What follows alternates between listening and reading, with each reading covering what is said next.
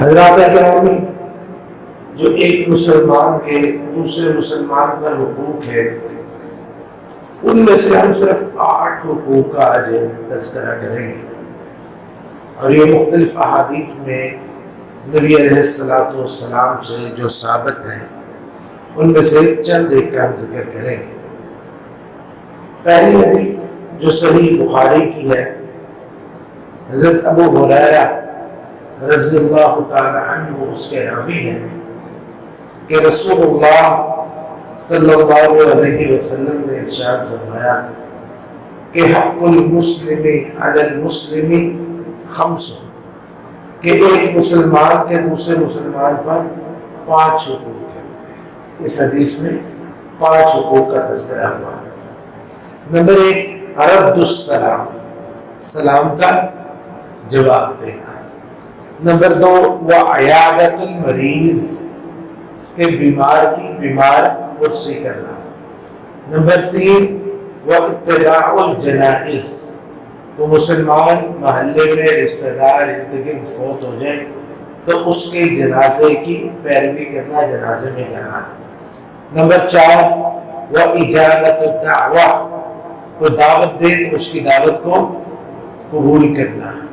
Number 5، وتشمیت العاطس، کوئی چھینک لے تو اس کی چھینک کا جواب دینا۔ اب دوسری روایت صحیح مسلم کی ہے، اس کے اندر ہے ابو ہریرہ رضی اللہ تعالیٰ عنہ ہی اس کے راوی ہیں کہ رسول اللہ صلی اللہ علیہ وسلم نے ارشاد فرمایا کہ حق المسلم علی المسلم 6، کہ ایک مسلمان کے دوسرے مسلمان پر 6 حقوق ہیں۔ صحابہ نے پوچھا اللہ کے رسول صلی اللہ علیہ وسلم وہ کون سے ہیں؟ تو آپ نے ذکر فرمایا، نمبر 1، اذا لقیتہ فسلم علیہ، جب تو اس کو ملے تو اس کو سلام کہو۔ تو یہ پہلی حدیث میں ذکر نہیں ہوا، یہ 6واں حقوق ہے۔ اس کے علاوہ اس میں ایک اور حق ذکر ہوا ہے، وہ ہے وَإِذَا اسْتَنصَحَكَ فَانصَحْ لَهُ، کہ جب وہ تجھ سے خیر خواہی طلب کرے، یعنی تجھ سے اچھا مشورہ مانگے، خیر خواہی طلب کرے تو تو اس کی خیر خواہی کرو۔ یہ ٹوٹل 7 حقوق ہے، یعنی پہلے میں 5 ذکر ہوئے، دوسرے میں 6، تو خلاصہ آپ کو بتلا دیا۔ 8واں حق جو ہے وہ صحیح بخاری اور مسلم کی ایک روایت ہے، اس میں ہے کہ لا یؤمن احدکم حتی یحب لأخیہ ما یحب لنفسہ، کہ کوئی شخص اس وقت تک مومن نہیں ہوتا جب تک اپنے مومن بھائی کے لیے وہی چیز پسند نہ کرے جو اپنے لیے پسند کرتا ہے۔ اور یہ ٹوٹل، یہ کل ملا کے 8 حقوق ہیں جن کا ہم تذکرہ انشاءاللہ العزیز تھوڑی تھوڑی تفصیل کے ساتھ کریں گے۔ پہلی چیز ہے کہ اذا لقیتہ فسلم، جب تم اس کو ملو تو اس کو سلام کہو، جب ملو تو سلام کہو۔ تو یہ جو سلام ہے یہ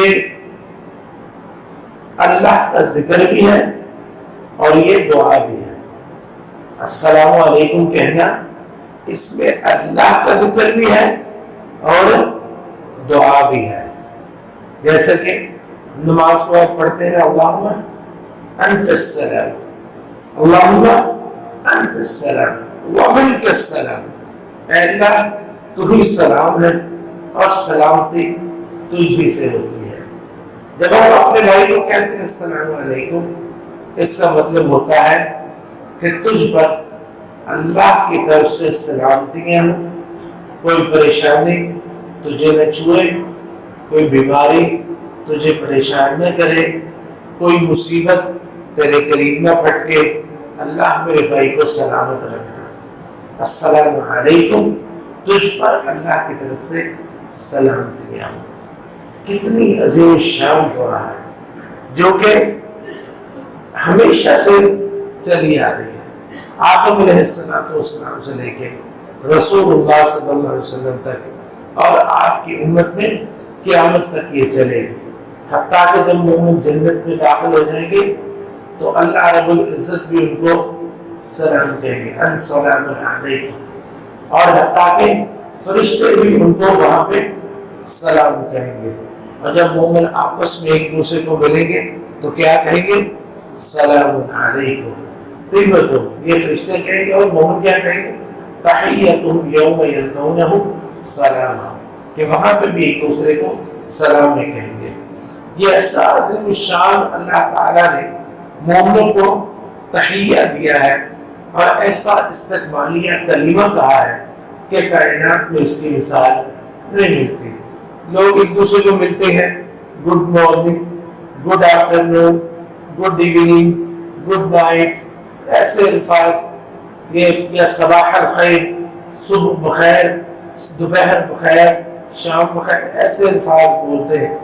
تو یہ جو سارے الفاظ ہوتے ہیں، یہ ویلکم کہہ لیتے ہیں، تو ان الفاظ میں وہ چیز نہیں ہے، بالکل بھی نہیں ہے جو سلام کے اندر ہے، کہ جس میں اللہ کا ذکر بھی ہے اور جس میں مومن بھائی کے لیے دعا بھی ہے، کلمہ خیر بھی ہے۔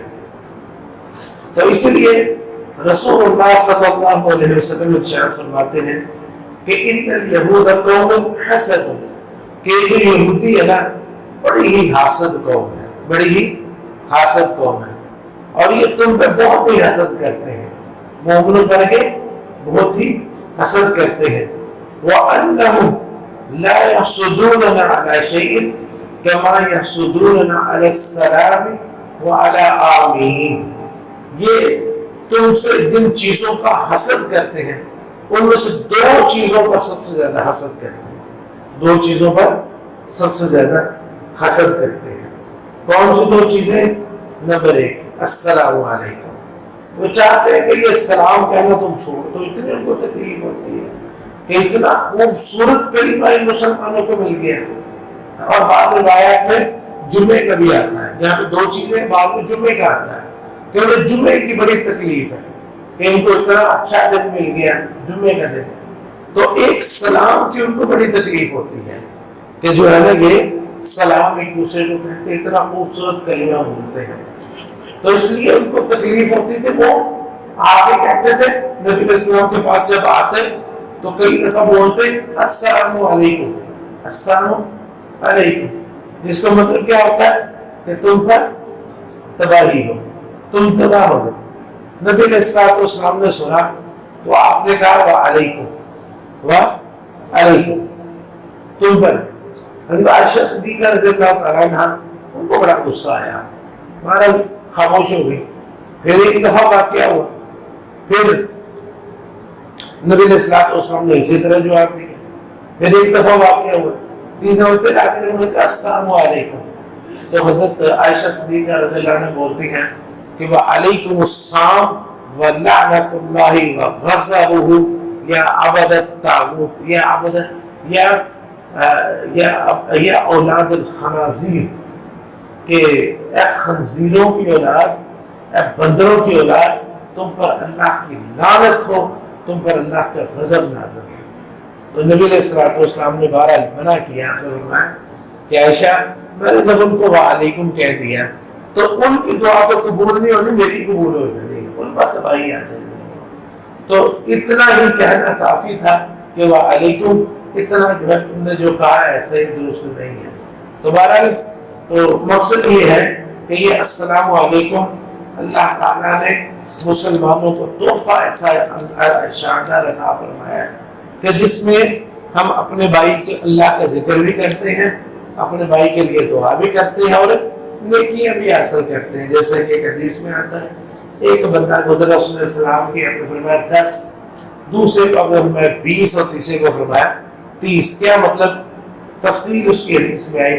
ایک نے کہا السلام علیکم تو آپ نے فرمایا اس کے لیے 10 نے کیا، دوسرے نے کہا السلام علیکم ورحمۃ اللہ، آپ نے فرمایا 20 نے کیا، تیسرے کا السلام علیکم ورحمۃ اللہ وبرکاتہ، تو اس کے لیے 30 نے کیا ہے، السلام علیکم ورحمۃ اللہ وبرکاتہ۔ اگر کوئی ایسا کہے تو اس کے لیے 30 نے کیا ہے۔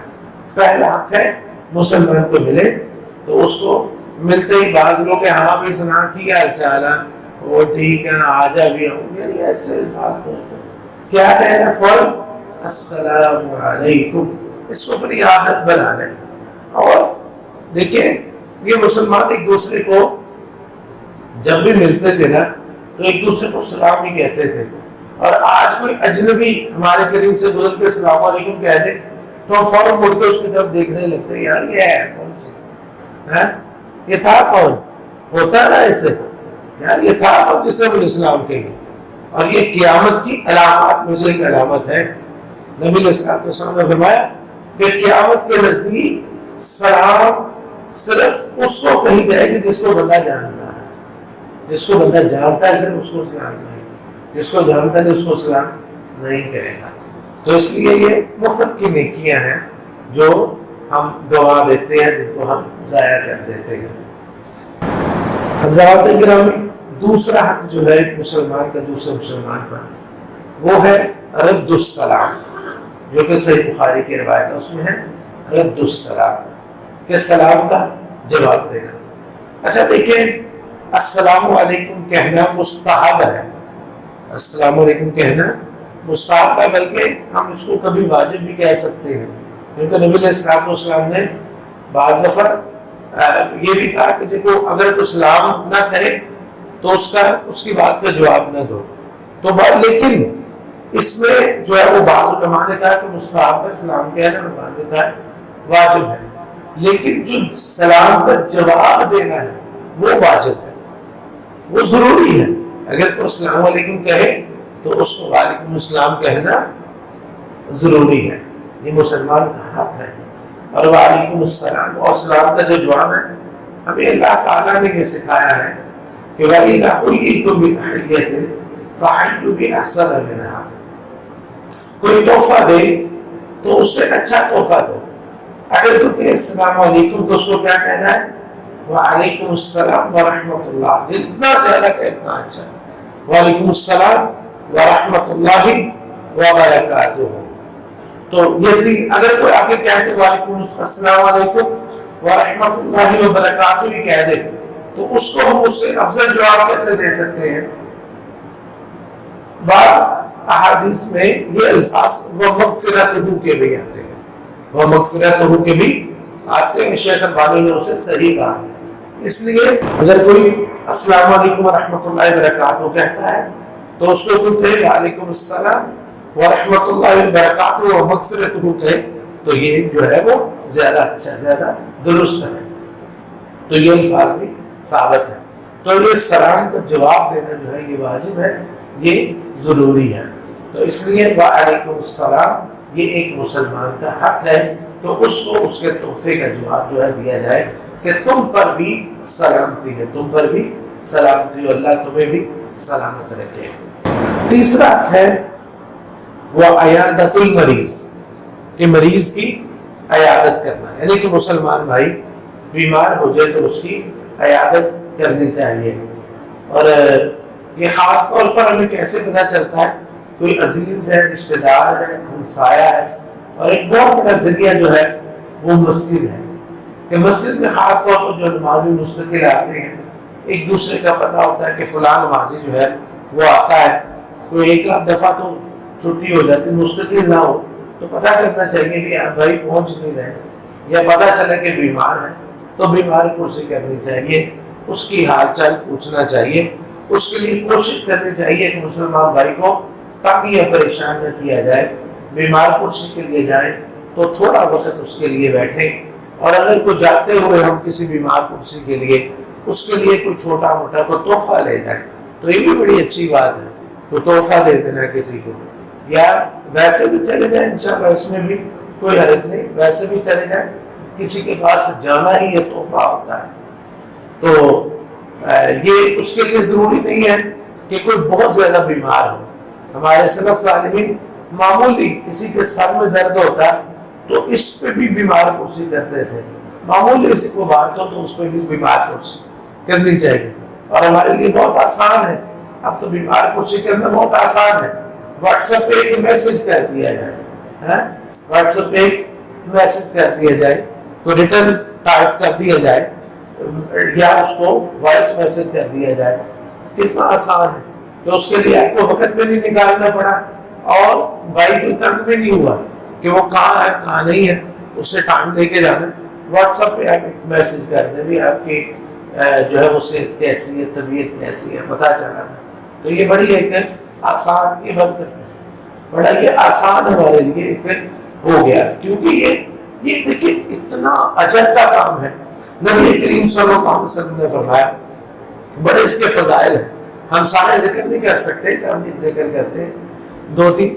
نمبر 1، نبی علیہ الصلوۃ والسلام نے فرمایا کہ جو شخص کسی مسلمان بھائی کی عیادت کرتا ہے، لم یزل فی خرفۃ الجنہ، وہ اتنی دیر تک جنت کے باغوں میں سے ایک باغ میں ہوتا ہے۔ وہ سمجھ لے اللہ نے اس کو اس کے لیے جنت کا ایک باغ مقرر کر دیا ہے، کیونکہ جب باغ میں ہوگا اس کا مطلب کیا ہے کہ اس کے لیے جنت میں ایک باغ مقرر کر دیا گیا ہے۔ اور اس کی وضاحت جو ہے وہ دوسرے حدیث میں آتی ہے کہ نبی کریم صلی اللہ علیہ وسلم نے فرمایا، من عاد مریضا، جس نے اپنے بھائی کی عیادت کی، نادى منادی من السماء، آسمان سے آواز دینے والا ایک آواز دیتا ہے، وہ اللہ کا فرشتہ ہوتا ہے، انطبت وطاب ممشاک، کہ بہت مبارک ہو تیرا چلنا، اور تیرا تو مبارک ہو اور تیرا چلنا بھی مبارک ہو، وتبوأت من الجنت منزلا، تو نے جنت میں اپنا ایک گھر تیار کر لیا، وتبوأت من الجنت منزلا، تو نے جنت میں اپنے لیے ایک گھر تیار کر دیا ہے۔ اور ایک روایت ہے کہ نبی کریم صلی اللہ علیہ وسلم نے فرمایا، صحیح روایت ہے، کہ جو کوئی شخص صبح کے وقت اپنے کسی بھائی کی عیادت کرتا ہے تو اللہ رب العزت اس کے لیے 70,000 فرشتے مقرر کر دیتے تھے، یستغفرون لہ، جو اس کے لیے مغفرت کی دعائیں کرتے رہتے ہیں۔ اور دوسری روایت میں ہے یصلون علیہ، وہ اس کے لیے دعائیں کرتے رہتے ہیں، اس کے لیے رحمت کی دعائیں کرتے رہتے ہیں۔ اور اگر کوئی شام کو اسی طرح کسی مریض کے اپنے بھائی کی عیادت کرتا ہے تو شام کو اللہ رب العزت اس کے لیے 70,000 فرشتے مقرر کر دیتے ہیں جو اس کے لیے دعائیں کرتے رہتے ہیں۔ تو اس لیے اس معاملے میں سستی نہیں کرنی چاہیے، مفت کا اجر ہے اور اس میں اخوت بھی ہے، اور اگر کوئی رشتہ دار ہے تو اس میں صلہ رحمی بھی ہے، اور جو آپ اس کے لیے دعائیں دیں گے، جب بیمار کو دعا دیں گے، اس کے لیے دعا کریں، اللہ آپ کو صحت دے، تندرستی دے، یا وہ نبی علیہ السلام نے جو دعا سکھائی ہے وہ دعا جو 7 دفعہ پڑھی جاتی ہے، تو تفصیل کے ساتھ کبھی ہم ذکر کریں تو وہ دعا ان کو دیں، اس سے یہ کہ آپ اللہ کا ذکر بھی کریں گے، اپنے بھائی کے لیے دعا بھی کریں گے، عیادت بھی کریں گے، تو اس میں کتنے اجر جو ہے وہ اکٹھے ہو جاتے ہیں۔ اللہ تعالیٰ ہم سب کو اس کی توفیق نصیب فرمائے۔ چوتھی چیز جو ہے وہ ہے جنازہ پڑھنا۔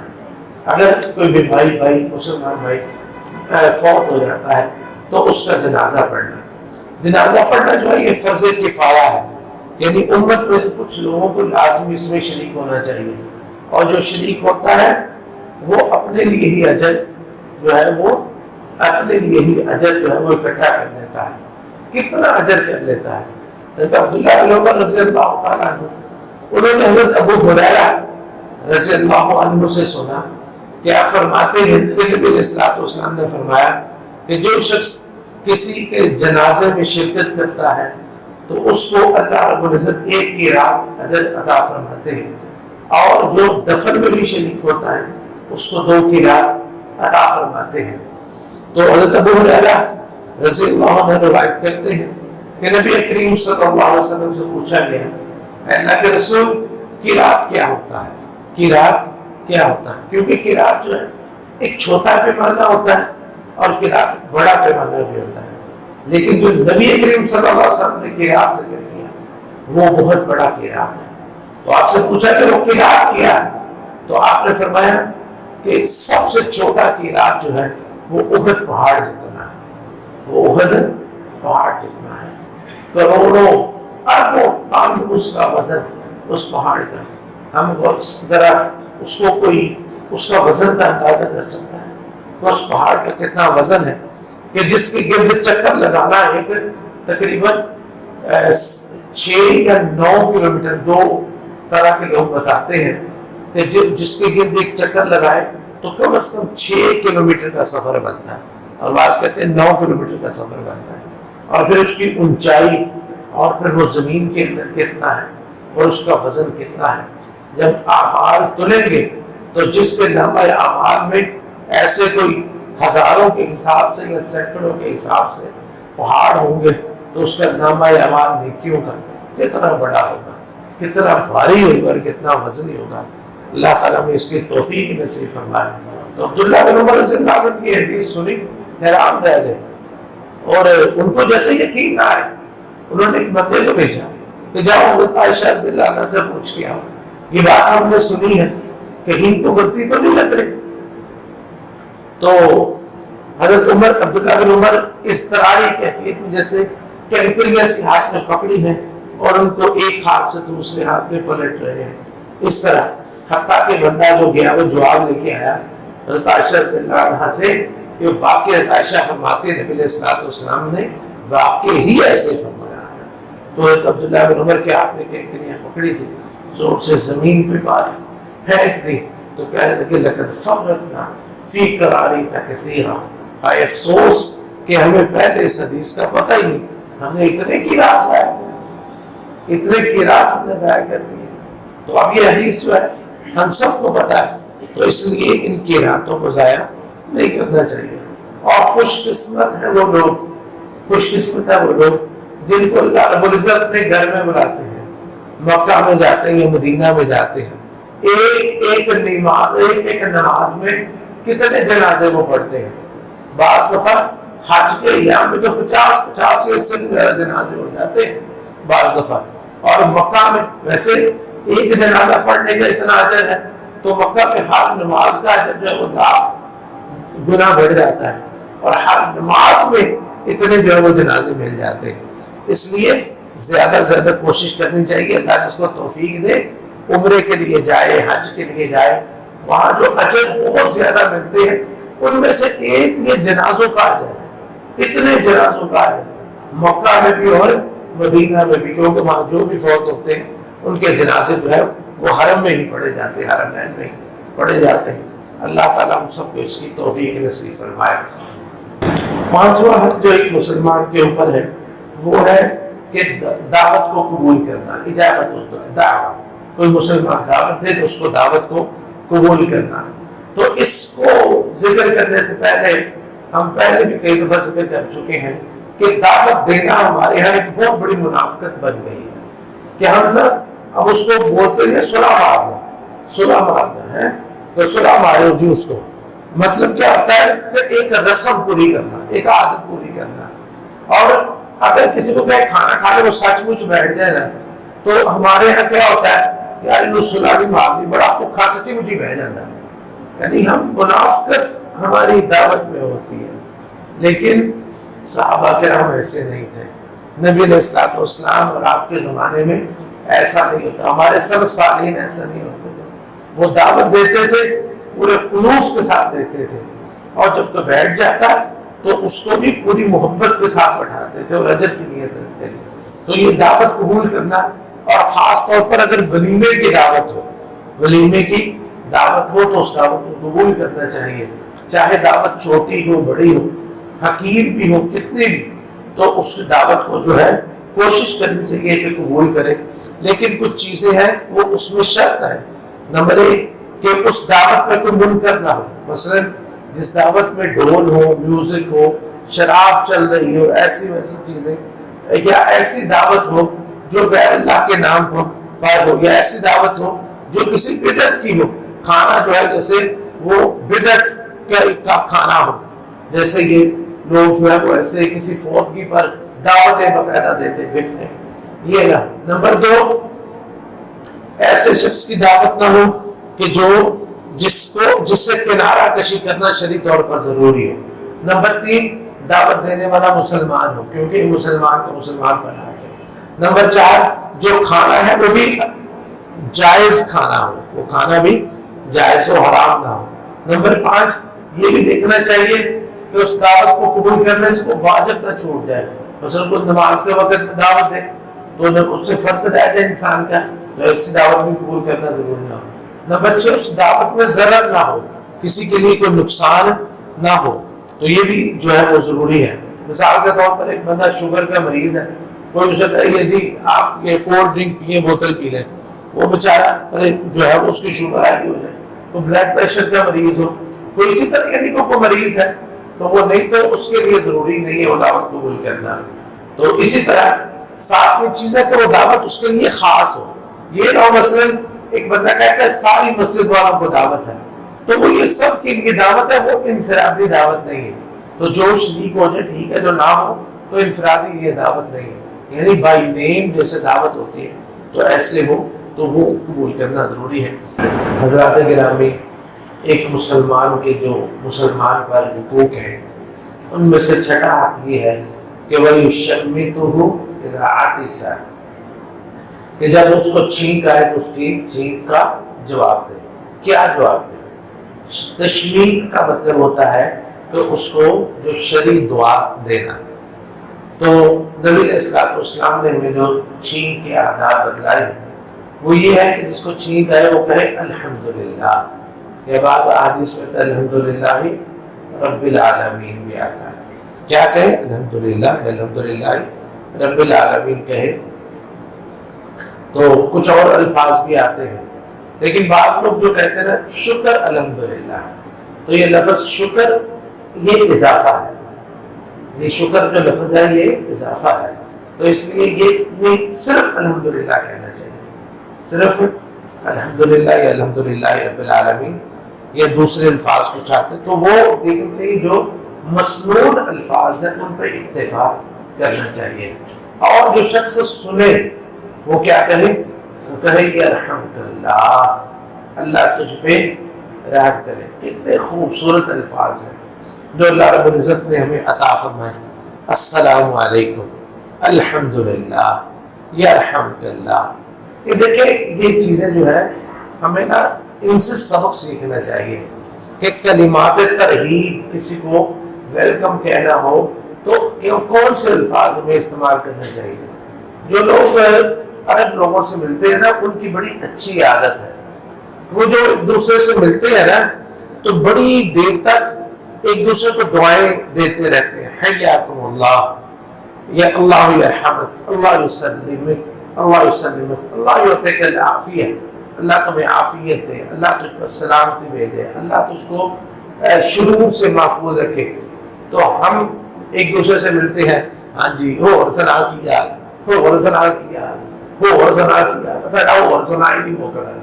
تو یہ نہیں کوشش کرنی چاہیے اچھے الفاظ, اللہ آپ کو سلامت رکھے, اللہ آپ کو خوش رکھے, اللہ آپ پر برکتیں نازل فرمائے. جو عربی الفاظ میں آتے ہیں اردو میں ملے ایک دوسرے کو تو اس طرح کے کلمات کہنے چاہیے. تو یہ ہمیں کیا سکھائے گا, اس کو کیا کہنا ہے؟ یرحمک اللہ, اللہ تجھ پہ رحم کرے. کتنا یہ خوبصورت الفاظ ہے. تو اتنے خوبصورت الفاظ ہے کہ یہودی نا نبی علیہ السلام کے پاس آتے تو چھینک نہیں آتی تھی, جان بوجھ کے نا خود ہی مصنوعی چھینک لیتے, اور چھینک لے کے کیا کہتے؟ الحمدللہ. کیوں؟ تاکہ نبی علیہ السلام آپ ہمیں یہ رحمت اللہ کہتے. لیکن نبی علیہ السلام ان کو نہیں کہتے تھے, بلکہ آپ کیا کہتے؟ یہدیکم اللہ, اللہ تمہیں ہدایت دے. ہدایت حاصل کرو پھر ہم تم کے لیے تو یہ دعا کریں گے, پہلے ہدایت. تو ہمارے یہ اتنا یہ عظیم الفاظ ہے کہ یہودی ترستے تھے ان الفاظ کو کہ اللہ کے رسول علیہ السلام ہمیں یہ رحمت اللہ کہتے ہیں. تو اس لیے ان الفاظ کو سیکھیں. جس کو چھینک ہے وہ کیا کہے؟ الحمدللہ. اور جو سنے وہ کیا کہے؟ یرحمک اللہ. اور جس کو چھینک ہے وہ کیا کہے؟ یہدیکم اللہ ویصلح بالکم, اللہ آپ کو ہدایت دے, اللہ آپ کی عادات کو درست فرما دے. کتنے خوبصورت الفاظ ہیں, گولڈن ورڈز اللہ رب العزت نے جو ہمیں سکھائے ہوئے ہیں. اور یہ یرحمک اللہ کس کو کہنا ہے؟ جو الحمدللہ کہے گا. جو نہیں کہے گا اس کو نہیں کہے گا. ایک بندہ نے شکوا کیا اللہ کے رسول سے صلی اللہ علیہ وسلم کہ آپ نے فلاں کو چھینکا, یا آپ نے اسے کہا یرحمک اللہ, آپ نے اسے دعا دی مجھے نہیں دی. آپ نے فرمایا اس نے الحمدللہ کہا تھا تم نے, نہیں کہا، اس لیے سب سے پہلے الحمدللہ کہنا ضروری ہے۔ ساتھ وہاں کہ وَإِذَا اسْتَنصَحَكَ فَانصَحْ لَهُ، جب تجھ سے خیر خواہی طلب کرے، تجھ سے مشورہ طلب کرے، تجھ سے کوئی بات پوچھے تو اس کو جو بہترین مشورہ ہو، اچھی خیر خواہی جو ہے وہ اس کے لیے کر۔ تو یہ ایک بڑی لمبی اس میں تفصیل ہے خیر خواہی کی، کبھی انشاءاللہ ہم ایک حدیث ہے کہ الدین النصیحہ، کہ دین نام بھی خیر خواہی کا ہے، تو یہ انشاءاللہ اس کی وضاحت میں انشاءاللہ ایک خطبہ رکھیں گے تو جس میں یہ تفصیل کے ساتھ ہم ذکر کریں گے۔ بہرحال خیر خواہی، اچھا چاہنا کسی کا، کسی مسلمان کوئی بھلائی چاہے، مشورہ مانگے تو اس کو اچھا مشورہ دینا، اچھی بات کی طرف رہنمائی کر دینا، کسی کو اچھی بات بتا دینا۔ میں نے بعض لوگوں کو ایسے کو بھی دیکھا کہ وہ نا کو کاروبار کرتے ہیں، تجارت کرتے ہیں، تو ان سے کوئی بات بندہ نا انہی کے شعبے سے متعلق ان سے چیز پوچھتا ہے کہ جناب یہ کام کیسے ہوگا، حالانکہ وہ اس کا کمپیٹیٹر بن رہا ہوتا ہے، یعنی کہ اس کے ساتھ اس کا مقابلہ چلنا ہوتا ہے، لیکن بعض لوگ اتنے اچھے ہوتے ہیں وہ اس کی بھی خیر خواہی کر دیتے ہیں۔ ہم نے دیکھا ہے ایسے لوگوں کو، میں نے بعض لوگوں کو دیکھا ہے ایسے کو کہ اللہ تعالیٰ انہیں پھر بڑی برکتوں سے نوازتا ہے، اس سے کرنے سے کسی کا رزق کم نہیں ہوتا، تو اس لیے ہر حالت میں کسی کی خیر خواہی کرنی چاہیے۔ 8ویں چیز ہے وَيُحِبُّ لَهُ مَا يُحِبُّ لِنَفْسِهِ، اس کے لیے وہی پسند کرے جو اپنے لیے پسند کرتا ہے، یعنی اپنے لیے انسان چاہتا ہے کوئی مجھے گالی نہ دے، کوئی میری غیبت نہ کرے، کوئی میری چغلی نہ کرے، تو یہ پسند کرنا ہے۔ تو شیخ البانی رحمۃ اللہ علیہ بڑی خوبصورت بات فرماتے ہیں کہ یہ جو یحب لہ ما یحب لنفسہ ہے نا، کہ اپنے بھائی کے لیے وہی پسند کرے جو اپنے لیے کرتا ہے، اس کا مطلب یہ بھی ہے کہ اس کے لیے وہ چیز ناپسند کرے جو اپنے لیے ناپسند کرتا ہے۔ جس طرح چاہتا تھا انسان کہ کوئی شخص میرے لیے مخلص ہو، انسان کو چاہیے وہ کسی کے لیے مخلص ہو۔ کوئی چاہے کہ کوئی مجھے تحفہ دے تو انسان کو کسی کو تحفہ دینا چاہیے، تو چاہے مجھے اچھے الفاظ میں بلائے آپ اس کو اچھے الفاظ میں بلائیں۔ ہم چاہتے ہیں لوگ ہمیں سلام کریں تو ہمیں چاہیے ہم لوگوں کو سلام کریں۔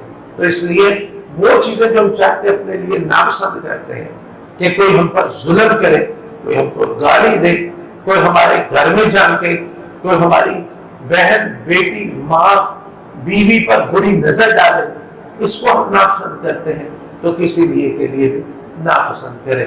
تو یہ چند حقوق ہیں، اللہ رب العزت سے دعا ہے یہ اور باقی بھی جتنے حقوق ہیں تو اس کو ہم ذکر نہیں کر سکے، لیکن وقتاً فوقتاً ذکر ہوتا رہتا ہے۔